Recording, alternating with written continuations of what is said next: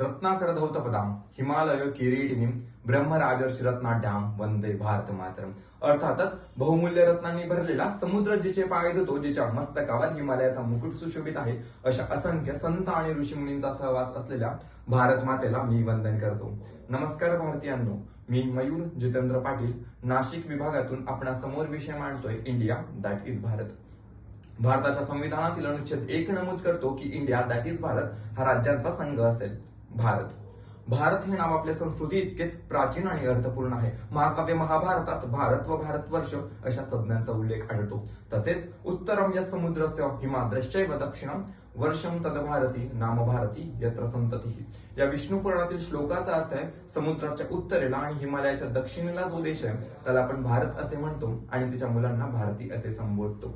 जेव्हा भारतासमोर आपण प्राचीन हा शब्द जोडतो तेव्हा जर तुम्हाला प्रश्न येत असेल की प्राचीन म्हणजे नक्की किती, तर ऐका. 5000 वर्षांपूर्वी श्रीकृष्णांनी अर्जुनाला उपदेश केलेल्या भगवद्गीते इतका प्राचीन. 7000 वर्षांपूर्वी प्रभू श्री रामचंद्रांनी रावणावर मिळवलेल्या विजय इतका प्राचीन. एवढेच नव्हे तर 8000 वर्षांपूर्वी रचलेल्या ऋग्वेदा इतका प्राचीन.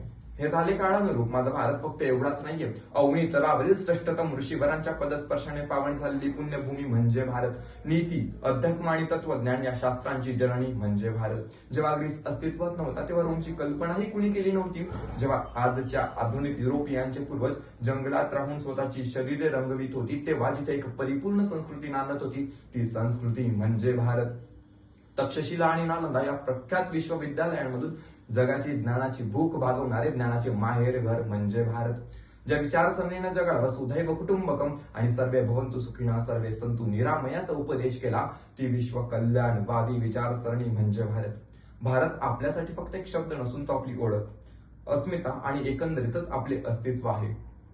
वर्षानुवर्ष परकीय आक्रमणे सहन करूनही एखाद्या शिळेहूनही दृढतेने उभे असलेल्या भारतासाठी मला म्हणावेसे वाटते, शत शत आघातों को सहकर जीवित हिंदुस्तान हमारा. शत शत आघातों को सहकर जीवित हिंदुस्तान हमारा.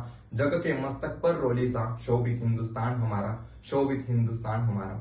हे झाले भारत या नावाबद्दल. आता इंडिया या नावाबद्दल थोडे जाणून घेऊया. इंडिया हे इंग्रजांनी आपल्याला दिलेले नाव. जर थोडे इतिहासात डोकावून पाहिले तर लक्षात येईल की आक्रमणकर्ते सर्वात आधी नवीन प्रदेशाचे नाव बदलून त्याचे स्वतंत्र अस्तित्व मिटवण्याचा प्रयत्न करतात आणि नवीन प्रदेश गुलामगिरीत असल्या कारणाने त्याला ते सहन करणे भाग होते. असेच काहीसे इंडिया या नावाचे झाले. पण स्वातंत्र्याच्या 75 वर्षांनंतर तेच नाव मिरवण्यात कसं आला मोठेपणा. इंडिया हे नाव इंग्रजांच्या आपल्यावरील अधिपत्याचे प्रतीक नव्हे काय. जगाच्या विश्वगुरू असलेल्या भारताला त्यावर हुकुमशाही गाजवणाऱ्या लोकांनी दिलेले नाव वापरणे कितपत योग्य आहे त्यावर तुम्हीच सारासार विचार करावा. मग लक्षात येईल की इंडियापेक्षा भारत मला जास्त जवळचा वाटला तर नवल तरी काय. शेवटी जाता जाता अटलजींच्या काही ओळी मला आठवतात. अटलजी म्हणतात, भारत कोई भूमि का टुकड़ा मात्र नहीं है, ये जीता जागता राष्ट्रपुरुष है.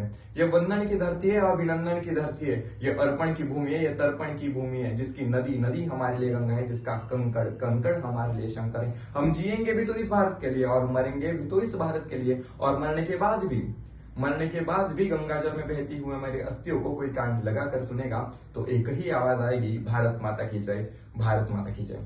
जय हिंद, जय भारत.